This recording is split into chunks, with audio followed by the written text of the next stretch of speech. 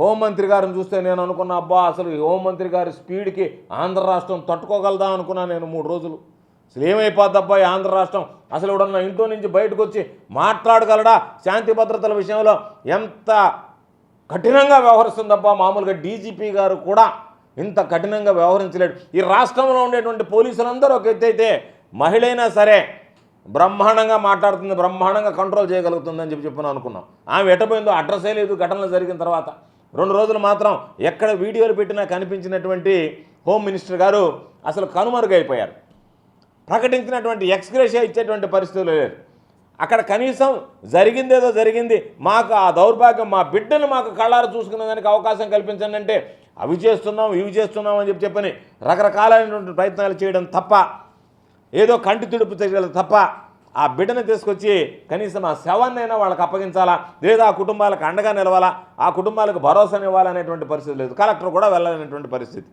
జగన్మోహన్ రెడ్డి గారు వైఎస్ఆర్ కాంగ్రెస్ పార్టీ ప్రభుత్వం ఉంటే చిన్న సంఘటన జరిగిన వెంటనే జిల్లా స్థాయి అధికారులు, కలెక్టర్లు వెళ్ళి, ఎస్పీలు వెళ్ళి వెంటనే ఆ కుటుంబానికి సంబంధించి విచారించేవాళ్ళు, వివరించేవాళ్ళు.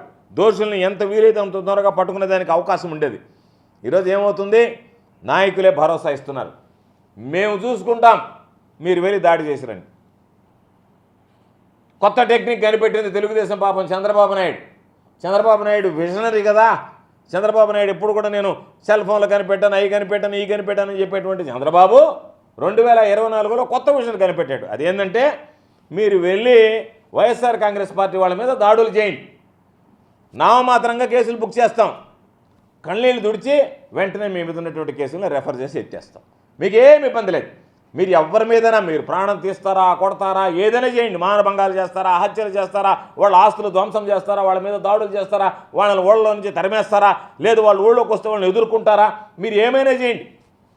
అడిగినటువంటి ప్రజలకు మాత్రం లేదు మేము కఠినంగా వ్యవహరిస్తున్నాం, వాళ్ళ మీద కేసులు పెడుతున్నామని చెప్పి ఆ కేసులు మొత్తం ఒక్కొక్కటిగా వెంటనే ఇన్వెస్టిగేషన్ చేయడం, డిఎస్పీకి పెట్టడం, ఆ కేసులన్నీ ఒక్కొక్కటిగా ఎత్తివేయడం. ఒకసారి మీరు తీసుకుంటే ఎన్ని కేసుల మీద ఛార్జ్షీట్లు వేశారు. ఏ ఎస్పీ ఈరోజు జరిగినటువంటి కట్టినటువంటి తెలుగుదేశం పార్టీ వాళ్ళు వైఎస్ఆర్ కాంగ్రెస్ పార్టీ మీద దాడులు చేసినటువంటి వాళ్ళలో కఠిన చర్యలు తీసుకున్నారు, ఎంతమందిని అరెస్ట్ చేశారు, ఎంతమందిని రిమాండ్కి పంపించారు, ఏదీ లేదు. ఇవన్నీ కూడా శూన్యం. కాబట్టే ఈరోజు పెట్టలేకపోయేటువంటి పరిస్థితి ఏర్పడి రాష్ట్రంలో ఎన్నడూ లేనటువంటి విధంగా శాంతి భద్రతలు ఎవరో చెప్పారు. ఈరోజు మాకు పాత రోజుల్లో పెద్దవాళ్ళు చెప్పేవాళ్ళు బ్రిటిష్ పాలన గురించి, మాట్లాడితే కాల్ చేసేవాళ్ళు, మాట్లాడితే చంపేసేవాళ్ళని. అసలు ఈ రోజులతో పోల్చుకుంటే ఆ రోజులే బాగున్నాయని అనిపిస్తుంది.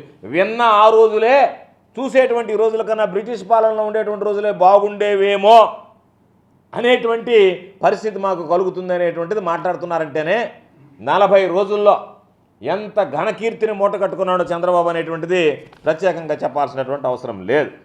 ధైర్యం ఈరోజు ఏముంది, ఏది ఏమైనా కానీ కేంద్రం జోక్యం చేసుకోదు. ఎందుకంటే కేంద్రంతో మాకు అపారమైనటువంటి పరిచయాలు ఉన్నాయి, కేంద్ర ప్రభుత్వమే మా వల్ల నిలబడి ఉంది. కాబట్టి ఎన్ని అవాంఛనీయ సంఘటనలు జరిగినా, ఎంత శాంతి భద్రతలకు విఘాతం కలిగినా రాష్ట్రపతి పాలన లాంటివి విధించేటువంటి అవకాశం లేదు. కాబట్టి మేము ఎవరికీ భయపడాల్సినటువంటి పని లేదు. మేము ఏది చెప్తే అది జరగాల.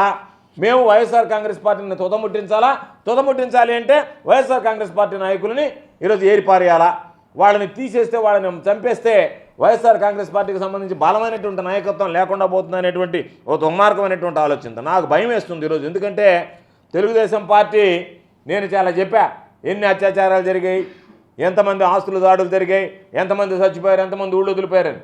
బహుశా ఈరోజు ఆయన శ్వేతపత్రంలో ఇప్పటివరకు ఇచ్చినటువంటి ప్రతి శ్వేతపత్రం అబద్ధమే.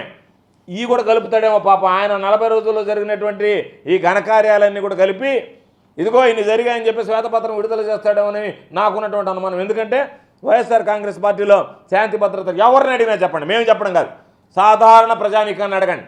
ఈ 40 రోజుల పరిపాలన చూసిన తర్వాత వైఎస్ఆర్ కాంగ్రెస్ పార్టీలో పరిస్థితులు ఎంత దారుణంగా ఉన్నాయా మనమే గమనిస్తాం.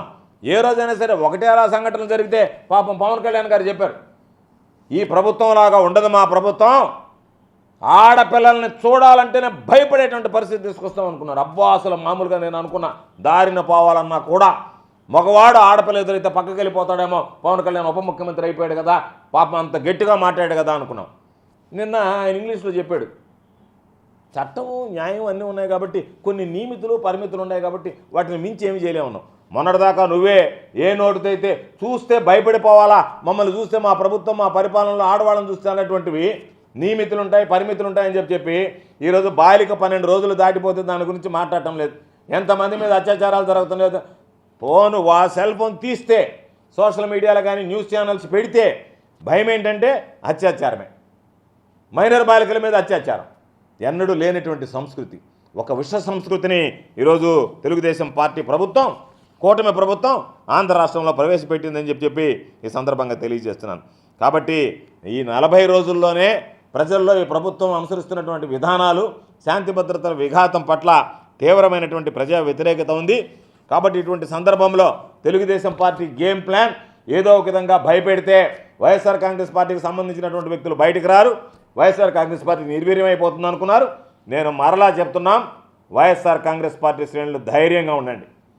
మనం ఒక నిర్ణయం తీసుకొని మనము కనుక రోడ్డు మీదకి రావడం మొదలు పెడితే, ప్రజల మద్దతు మనకు తోడైతే ఎస్ ఈ ప్రభుత్వం అన్యాయం చేస్తుందని చెప్పి చంద్రబాబు నాయుడు లాంటి వ్యక్తి ఈరోజు ముఖ్యమంత్రిగా ఉన్నా సరే తిరగలేనటువంటి పరిస్థితులు వస్తాయి. ప్రజల్లో వ్యతిరేకత వస్తే, ఆ వ్యతిరేకత పెళ్ళుబుకితే దారుణమైనటువంటి పరిస్థితులు ప్రజల నుంచి చవిచూడాల్సి వస్తుంది. ప్రజలు ఏ విధంగా నీకు ఓట్లు వేసి ఆదరించారో ఇదే పందాలో కొనసాగితే, నిన్న రషీద్ జరిగినటువంటి కడుపు తరుక్కుపోయేటువంటి హత్యలను ప్రజలు చూస్తే, ఈ ప్రభుత్వాన్ని ఇటువంటి హత్యలను ప్రోత్సహిస్తుందంటే ప్రజలు ఇటువంటి ప్రభుత్వాన్ని సహించరు. చంద్రబాబు నాయుడు నాయకత్వాన్ని ఎంత త్వరగా వీలైతే అంత త్వరగా వదిలిపెట్టాలనుకుంటారు. ఈ రాష్ట్రం అగ్నిగుండంగా మారుతుంది. ఈ రాష్ట్రంలో శాంతి భద్రతల సమస్యలు వస్తాయి. రాష్ట్రంలో ఉండేటువంటి ప్రజలు తిరగబడతారు. కాబట్టి అటువంటి పరిస్థితులు వచ్చే ముందే మేము హెచ్చరిస్తున్నాం ఈ ప్రభుత్వాన్ని, ఇప్పటికైనా సరే కేవలం సూత్రధారులుగా ఉండేటువంటి వ్యక్తుల్ని ఎవరో అనేటువంటి కనిపెట్టండి. పాత్రధారులుగా నిన్న ఒక వెళ్ళాడు వచ్చి హత్య చేశాడంటే ఆయన తీసుకెళ్ళి రిమైండ్ చేయడమో, ఆయన పంపించేసామో, ఆ తర్వాత కేసుని ఏదో విధంగా నీరు కారుద్దాం అనేటువంటిది కాకుండా ఒక బలమైనటువంటి హత్య, చేతులతో సహా నరికి పారేసినటువంటి హత్య. చేతుల పాపం చూస్తే హృదయ విదారకంగా చెయ్యి అక్కడ పడిపోతే, చెయ్యి అడ్డం పెడితే, చెయ్యిని నరికేస్తే కొబ్బరి బొండాలు నరికేటువంటి కత్తితో తలని కొబ్బరి బొండంలాగా నరికేటువంటి పరిస్థితి ఏర్పడితే, హృదయ విదారకమైనటువంటి సంఘటనలు జరిగితే వాటి మీద ఈ ప్రభుత్వం దీని వెనక ఎంత ధైర్యం ఉంటే, ఈ పాత్రధారు వచ్చాడంటే దాని వెనక సూత్రధారులు ఎవరున్నారు, ఆ సూత్రధారులందరినీ కనిపెట్టి వాళ్ళందరి మీద కూడా కనుక చర్యలు తీసుకోవడం ప్రారంభిస్తే తప్ప ఈ విష సంస్కృతి అనేటువంటిది ఆంధ్ర రాష్ట్రాన్ని విడిచిపెట్టదు. ఇది తీవ్రమైనటువంటి రూపం దాల్చేటువంటి పరిస్థితి ఏర్పడుతుంది. బహుశా నాకు తెలిసి ఆంధ్ర రాష్ట్ర చరిత్రలో ఎన్నడూ లేనటువంటి విధంగా పాపం చంద్రబాబు నాయుడు గారు చెప్తూ ఉంటే, పవన్ కళ్యాణ్ గారు చెప్తూ ఉంటే, బీజేపీ నాయకులు చెప్తుంటే ఎన్నడూ చూడనటువంటి పాలన చూస్తారు మీరు అనంటే, మేము ఏదో బ్రహ్మాండమైనటువంటి పాలన ఇస్తాము, వాళ్ళు ఇటువంటి పాలన ఇస్తారనుకోలేదు. ఎందుకంటే ఇటువంటి పాలన ఎన్నడూ చూడలేదు. ఇంత దరిద్రమైనటువంటి పాలన, ఇంత భయంకరమైనటువంటి పాలన, ఈ విధంగా ప్రజల మీద దాడులు చేసేటువంటి పాలన, ప్రజలను హత్య చేసేటువంటి పాలన, శాంతి భద్రతలు మృగ్యం శూన్యం అనేటువంటి పాలన, ప్రజాప్రతినిధులు కూడా తిరగడానికి లేదు ప్రజలు అనేటువంటి పాలన ఎన్నడూ చూడలేదు. కాబట్టి అటువంటి పాలనకు నాంది పలికారు. ఈ 40 రోజుల్లోనే జరగకూడనటువంటి ఎన్నో దురదృష్టకరమైనటువంటి సంఘటనలు జరిగాయి. ప్రజలు భీతిల్లుతున్నారు. కాబట్టి ఇప్పటికైనా మీ విధానాలను మార్చుకొని రాష్ట్రంలో శాంతి భద్రతని గాడిలో పెట్టవలసిందిగా డిమాండ్ చేస్తున్నాం.